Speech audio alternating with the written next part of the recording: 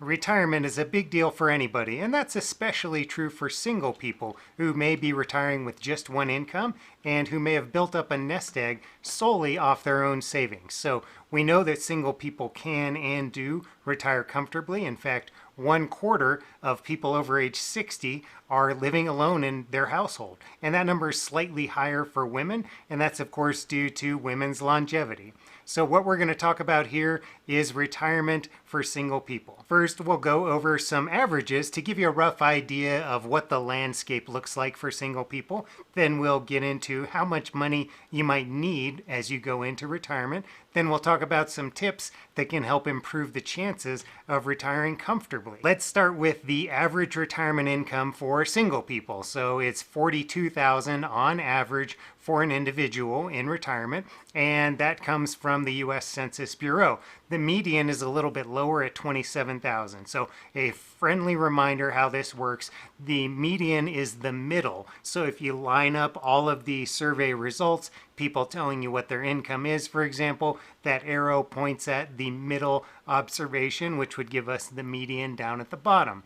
But if we go to the average, that is going to get skewed by, in this case, wealthy people, for example, who have a very high income. When it comes to Social Security, the average is about $1,500 a month or $18,000 per year. Your level depends, of course, on your earnings. If you had higher earnings during your working years, then you tend to potentially have a bigger benefit than that, and it could be lower. And then, of course, your claiming age is also an important thing. If you claim early at age 62, you get a reduced benefit that's likely to bring down the amount you get. Next, we have pensions. Some people get an income from a job they worked at. That might be in the public sector as a teacher, firefighter, that sort of thing, or even in the private sector, you could have a pension from your job. And those incomes just are all over the board. It could be high, it could be low, but these are different sources of income that people might have in retirement. This is just a friendly reminder that this is just one video and it may cover some interesting information, but it's not specific to you. So I hope you'll do a lot more research, hopefully check with some professionals and get some individualized advice, and that way you can improve the chances of things going well for you. So now let's talk about how much you might need as you go into retirement. Unfortunately, there's no single answer on what you need because it depends. So the first step is to figure out what sort of income you're going to need, and I've got other videos on that. I'll put links in the description to get you some more information, but you can look at replacing a portion of your income, or you can just say, I want X amount of dollars per year, or you can go with other approaches, but first we need to know how much income you are hoping for. Next, we tally up your income sources. So that might be some guaranteed income that comes in from Social Security, for example, or from your pension at your workplace, but that forms a base of income, and that might or might not cover what you need, but it gives us a base, and then if we need to fill that in, we can supplement with withdrawals from your retirement savings. So that might be out of your IRA, your 401k, 403b. These accounts that you have built up over time can provide supplemental income to help fill the gap between that guaranteed income you get and the amount you actually want to spend. There are a number of ways to figure out how much to withdraw and to set up different strategies. There might be bucketing strategies. There might be withdrawal strategies like the 4% rule, or if you don't like that, make it the 3% rule to be safer, or take out more if you think that's not enough and you're selling yourself short. Ultimately, there are a number of ways to approach this, so you just pick one that works well for you.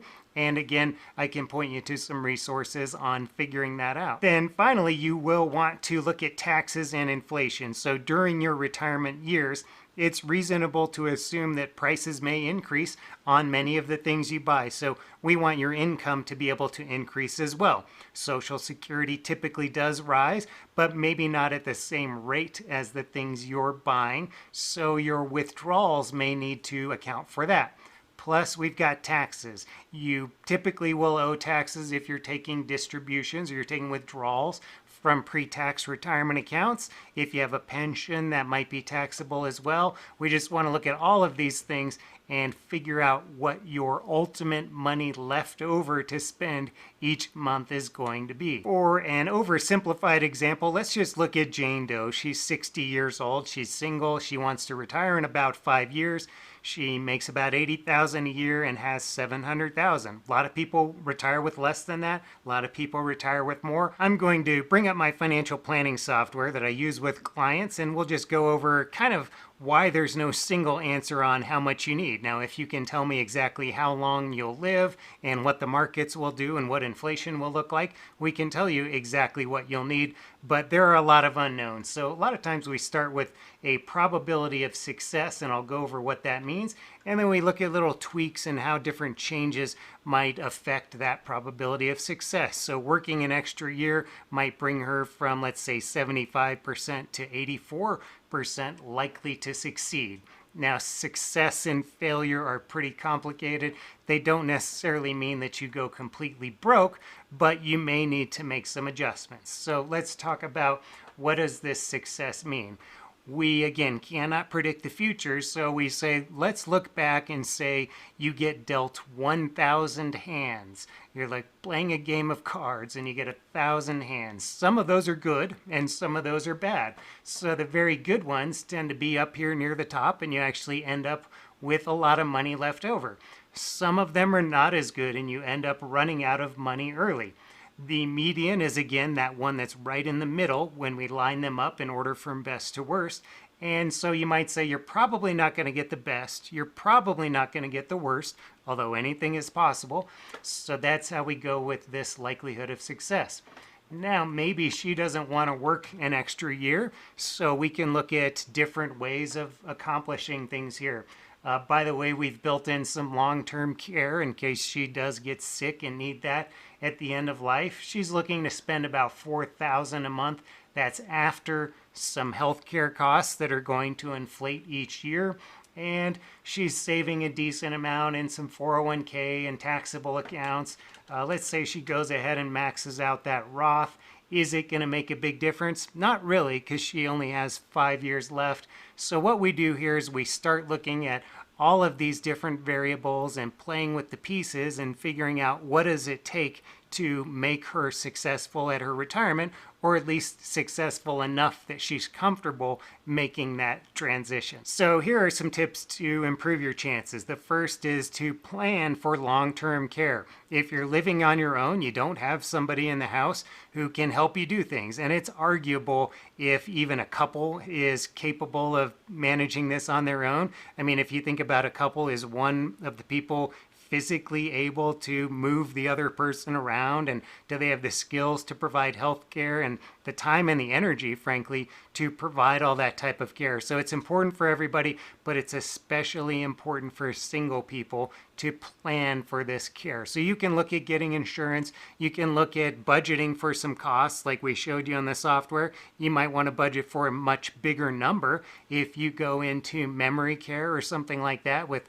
24-hour supervision. It can get really expensive quickly, and you can explore different living arrangements, maybe doing things with friends or certain communities that might be a good fit for you. Next is to avoid leaving money on the table. So if you were previously married and your spouse passed away or you've been divorced, you may be eligible for benefits. That's maybe from Social Security. You can potentially get a survivor's benefit, or if you were married for at least 10 years and you've been divorced, you can potentially get spousal benefits on your ex-spouse's work record. It's just important to explore all of these to see if there are any resources available for you. Next is to make a plan, and I am of course biased as a financial planner, but I think it is really helpful to go through the process. And the main goal isn't to get a big document that tells you what your financial plan is. Instead, really the benefit is going through that process and learning a lot about your finances as you do it. And in that process,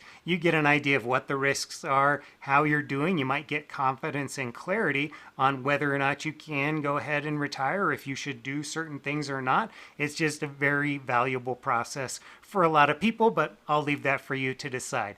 If you found this video helpful, please leave a quick thumbs up. That gives me feedback that this is something you might enjoy more of. So thanks for watching and take care.